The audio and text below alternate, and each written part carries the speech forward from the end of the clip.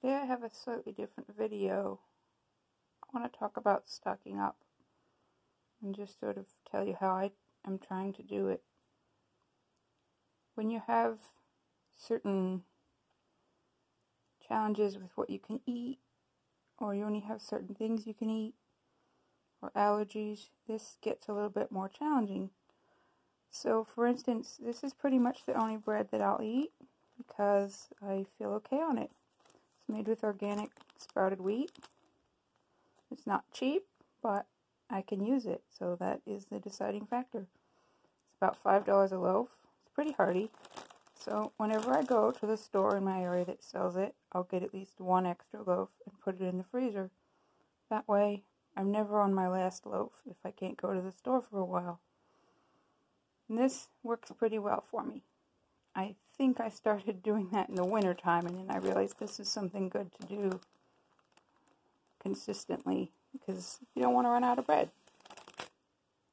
And this is a good deal I found recently on sale.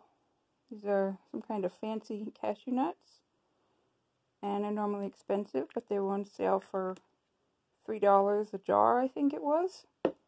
And to me, that's a good deal for 8 ounces. So I got like 6 or 8 of them, and I put them in the fridge and the freezer. Sorry, that's my heating system. These crackers were on sale. Now these aren't for long storage because they expire next month, but they were a good deal. So I think they were $1.50. So that's really good for organic crackers. They're usually so expensive. And whenever I get to the bulk area and have time, I'll get a pound or 2 of raisins. This is about a pound, I think. And they're $3.99 a pound, which is a good deal. And it's hard to get them that cheap elsewhere. So I try to get them at the bulk place whenever I'm able to. Raisins keep pretty well, and they're something that I know I can use. So it's not like I'm going to have too many. And it's a good thing to do if you have a little bit of extra money. Get something you know you can eat and can store. It won't go bad. Now, this is a slightly bigger investment. I didn't get the bag out because it's almost too big to fit in the shot. I got 8 pounds of organic dried apricots that are sulfur free. And that was about $4.50 a pound. Well, the whole thing was about $36. So that's more of an investment.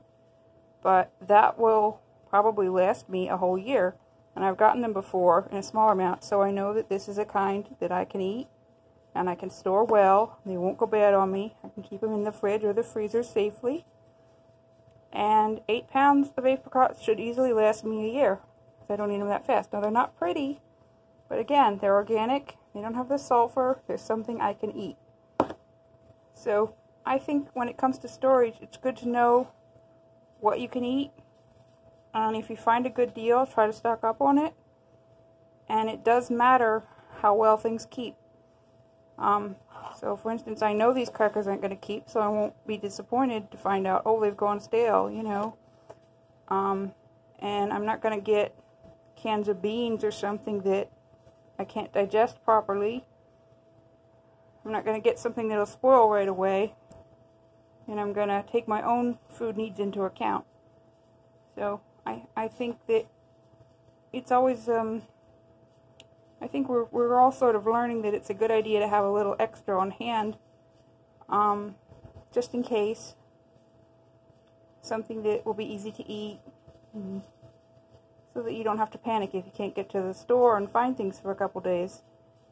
So I'm trying to focus on that, and I always did it a little bit because I knew there were times when I just couldn't do all that much. So now I'm trying to do it a little more, and I think it's a good plan, and everyone should do what works for them, but I do think it would be appropriate.